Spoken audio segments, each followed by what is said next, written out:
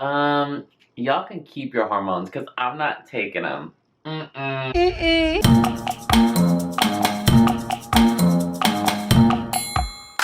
What's up, you guys? It's Erica Madeira. I'm back. You knew I never leave you alone. I'm here for another video, and this time I'm here to upset the trans community. No, I'm just kidding. I don't mean any harm, and I'm also just like assuming it will come off as harm.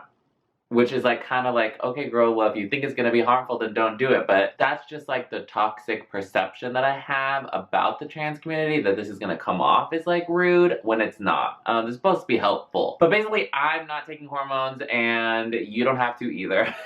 So if you didn't know, I put the TS in PTSD.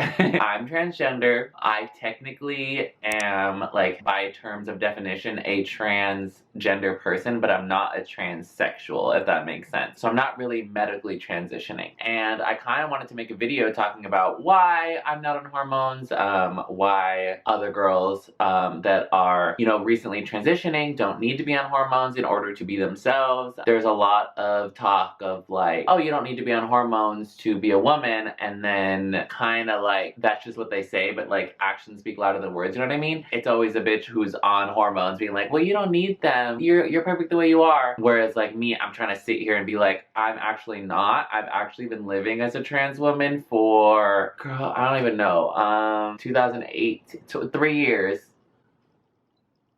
That's a long time. 3 years without hormones, without hormone replacement therapy, HRT, if you will. So I kind of want to like maybe be that girl for now. I mean, who knows what if I change my mind in the future, but at this point, probably not. I have a whole long list. I have 13 reasons why I'm not on hormones. Well, it's more like 7, and I wanted to like share some with you guys because there's so many. My camera is about to die.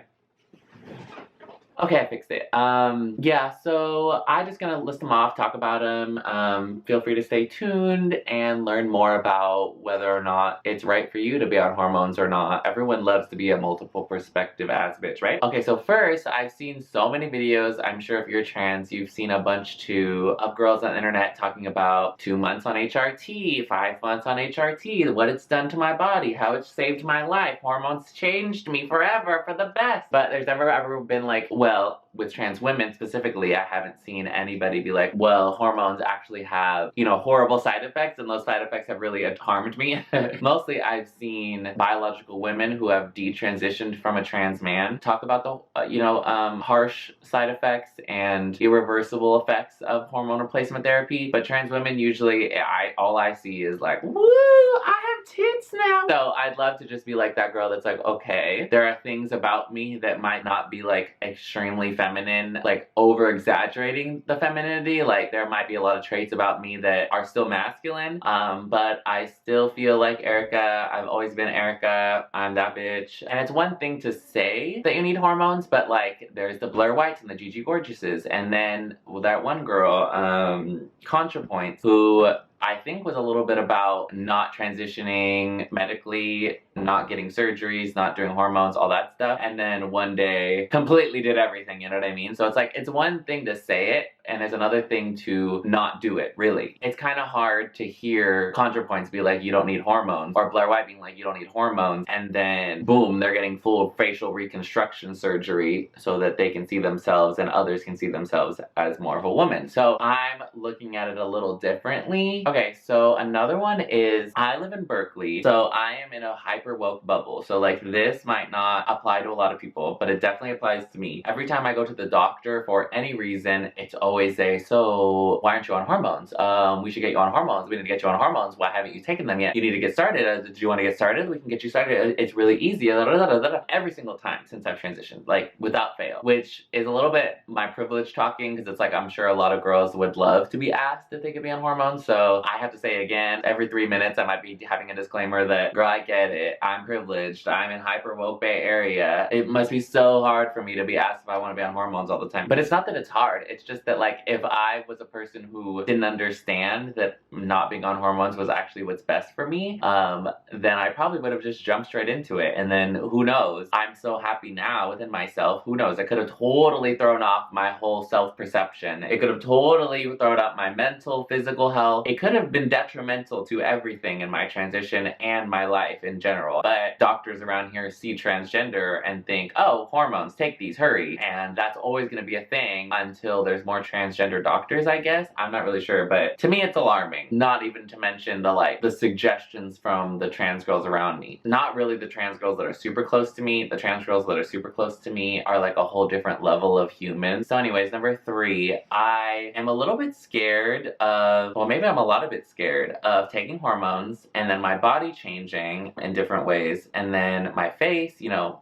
my body, my breasts growing, the fat in my face redistributing, and me looking in the mirror and then me not recognizing myself. I think that's really terrifying. I don't know why no one has ever talked about that. I mean, I can't, maybe I'm the only one on earth that's scared of me not recognizing myself in the mirror after undergoing surgery or hormones. But I don't think that I'm the only one. It just comes across that way on YouTube. I've never really changed the way I look. I've always kind of looked the same, and I always loved the way I look. And I don't know if that came from just me loving the way I look, but I think a lot of it came from me working on it, like me convincing myself that I love the way I look. And I would be terrified to honestly get up. RuPaul said don't, so I shouldn't. Okay, so number 4, on that same level, to me, and this is literally another disclaimer, I'm not a doctor, but to me, gender dysphoria is on a mental level. To me, the physical stuff really comes after. I think that it's more of a disconnection between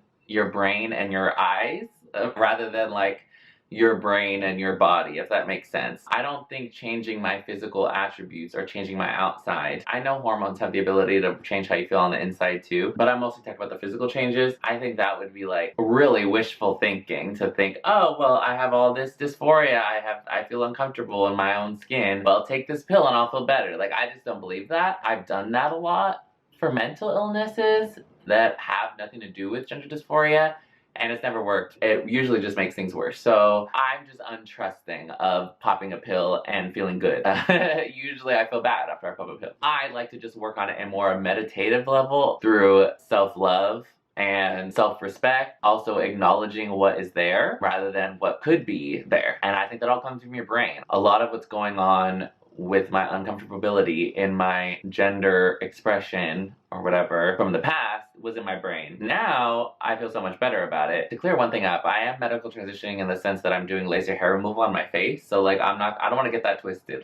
I'm doing that because it's non-invasive. So it is changing my physical attributes somewhat. Anyways, it makes sense to me. It makes sense in my head. And really that's what I'm trying to say is you need to make sure what if taking hormones or changing your body in this way makes sense for you. And I think the problem is other trans girls and doctors and therapists and whoever are telling you what's good for you, and you need to think for yourself what's good for you. So number 5, I'm not gonna get too deep into this one because again, I'm not super well researched in it, and I also, even if I was, I am not gonna play doctor, but the side effects are insane. If you want to do a quick Google search, I'm sure I hope that if you're considering hormones that you do this first. Weight gain being one of the least detrimental to your health, that could be detrimental to your mental health. If you're not prepared for that, that's definitely something hormones do. But there's also increased risk of type 2 diabetes, cardiovascular disease. I'm not gonna get into it. I think that's definitely for you to research and for you to talk about with your doctor. But injecting or taking pills that are synthetic hormones cause problems for women who take them, who have low estrogen levels. Basically, what's missing in the conversation is, do the positive effects of hormone replacement therapy outweigh the impending negative effects? I mean, they're gonna happen. I mean, who knows which ones, but you're going to have negative side effects from taking synthetic hormones. And for me, I mean, I feel there's enough risk of, horrible things that can happen to your body. So I think that's a very heavy decision to think, okay, well, is looking more puss worth all of these risks? I don't know. And I know it's more than looking more puss. Oh my god, I'd be should I even make this video? Because clearly I'm scared of the reaction. But okay, so number 6. If you guys don't know, I'm bipolar or diagnosed or whatever. Whether I identify as bipolar or not is up for debate, but actually diagnosed, yes, I am. I mean, and my bipolar leans more towards the like depression side of it. Like I experienced mania more when I was younger. I don't really anymore. It's more like bipolar depression. But basically, I can be thrown into cycles of depression and then hypomania, which there's a lot of factors that can go into that. Sleep, productivity, just general well-being, taking care of myself, eating right. There's a lot of things that can throw off my balance and throw me into another cycle that could last months. I know for a fact that going through puberty again is going to affect my psychological state a lot. It's going to throw me over the edge, either too much or just enough to get thrown into this cycle over and over again. So basically, if you have uncontrolled significant mental health issues going on hormones, I mean, I don't know. Look, I'm trying to make sense of it all. I'm just trying to be a voice out here, because if I'm being recommended hormones all the time and I have bipolar, I wonder, you know, I'm patients with borderline personality disorder. I wonder if they're being offered hormones, because that seems like the quick, easy fix of being trans. It's like trans and hormones are like synonymous with each other. So I just thought I'd bring awareness to that a little bit. Okay, so number 7, I think my final point is something that I've only heard one trans woman talk about, and her name is Gia Gunn. Y'all know her. She was on a podcast, and she was saying that it isn't if your sexual organ down there stops functioning, it's when. I'm sure there's outliers. I'm sure there's like, oh, I've been on hormones for 30 years and I still have sexual function down there. I don't think that's a risk I'm willing to take. I am very happy with my sexuality. I always have been. I think it's a part of who I am, and I would be very freaked out if I was with my partner and no longer was able to express my attraction to them in the way that I have always. I would feel like there's like a foreign thing going on. 27 years later, something in my body is breaking. That would freak me out. There's shrinkage that goes on. There's inability to get hard. There's literally so many side effects in terms of that, and I'm not looking to get vaginoplasty my whole life. So I think that would just be another reason that would throw me into depression. I think that would just be one more thing. And basically what I'm saying is there's a bunch of things about taking hormones that I think would f up my brain. So I decided to learn how to curl my hair and do my makeup and dress in a way that I felt good, that I didn't have to take medication. Because I already take medication to sleep because I can't sleep at night. That's already a lot. To me, that's already too much. I just wanted someone on YouTube to be like, look, let me level with you. This is dangerous. Like, this is not no, like, cakewalk. You should not just be coming out as trans to yourself and the next day being on hormones. It has to be a weighted decision. And I see a lot of girls on TikTok and YouTube who aren't on hormones yet and want to be. It's always an apology. It's always like, I'm not on hormones yet, I'm so sorry. I'll be on hormones soon. I'm sorry I'm ugly. I'm sorry I'm this. I'm sorry I'm not womanly enough. And it's like, girl, you're beautiful. You shouldn't be sorry because you don't have access to some medical intervention. I would just always suggest working inward first. And if that's your path, go for it. But it shouldn't just be the automatic path. I'm not even shitting on the girls that are on hormones. Someone I love so much on this earth is on hormones and had one of the most beautiful, graceful transitions that I've ever seen, and probably most people have ever seen. It was as if testosterone was poison to her body and estrogen was what was always supposed to be there. And that was what's right for her. But also she had to put in, I mean, years and years and years of the mental effort. It wasn't a magic pill, and she knew that. She's still putting in effort every day to grow herself. That's just what she needed to go through. And she doesn't pressure me. I was like, girl, I'm about to make this video. She's like, girl, do it. Be that girl. Be that bitch. Be the one person on YouTube that's like, you don't need to take hormones. I mean, there's so many other things that you could do to better yourself that don't have to do with presenting more female or more beautiful. Especially from the outward in. You may never, no matter how many hormones or surgeries you've gotten, you might never actually grasp it if you're only focused on how medication and medical intervention can cure you. I think it's a lot about energy. When it comes to transitioning, I feel like my biggest advice is if you feel like a woman, people will perceive you like one. And I know that's easier said than done. I think that working on your energy, how you're walking, talking, how your brain is thinking about the world. Is it thinking about it in a masculine, conquering type of way? Or is it in a feminine, caregiving type of way? You know what I mean? There's a lot of different things that you could do before you have to decide to permanently alter your body. Period. I was Erica before I decided to transition. Anyways, I think that's enough ranting for today. Don't forget to follow me on Instagram. It's Erica Madeira, ITSERICA MADERA. Please subscribe to my podcast with my best friend Camille. It is called The Gag Is with Erica and Camille. Like this video because I know you liked it, even if it made you mad. I want to remind all the trans people watching that there is more to you than your gender identity. You have a lot to offer, and don't forget it. Period. Thank you so much for watching. I love you guys so much. I appreciate it if you made it to the end, even if this kind of upset you. I appreciate you hearing me out, hearing my story. Okay, I love you guys so much. Bye!